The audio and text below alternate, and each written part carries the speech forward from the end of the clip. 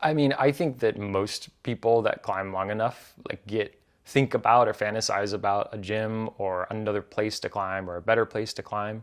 But for me, it was largely like out of necessity. Like I just felt like I had experienced some really good climbing in a few places, and I wanted a better place to climb myself and a better place, frankly, to climb with my friends. And it seemed like a huge obstacle for such a long time. There's so many things that I didn't know how to do.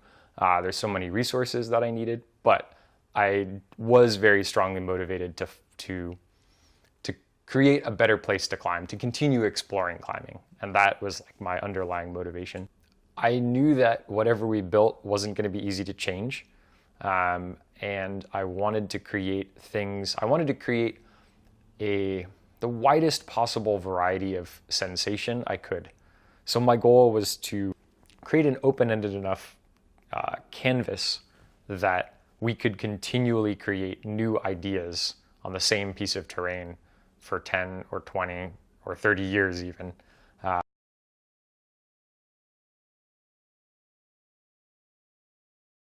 Climbing is like an abstract activity in that you can talk about it, but the actual experience is kind of hard to put into real words.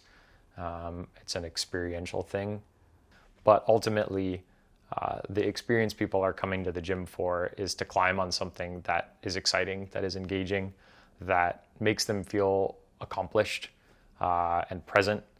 And the process of setting is really trying to create that experience for as many people as we can. And for a broad audience of ability levels, of sizes, it's a hard thing to do well.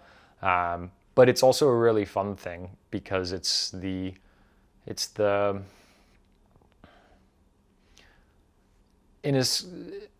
creating problems, you're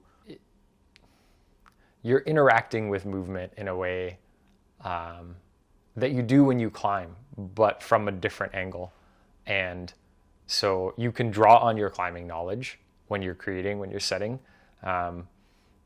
But so often the goal is, like I said, to convey that experience to another person. And the challenge is that their ability level, their experience of sensation is often different than your own.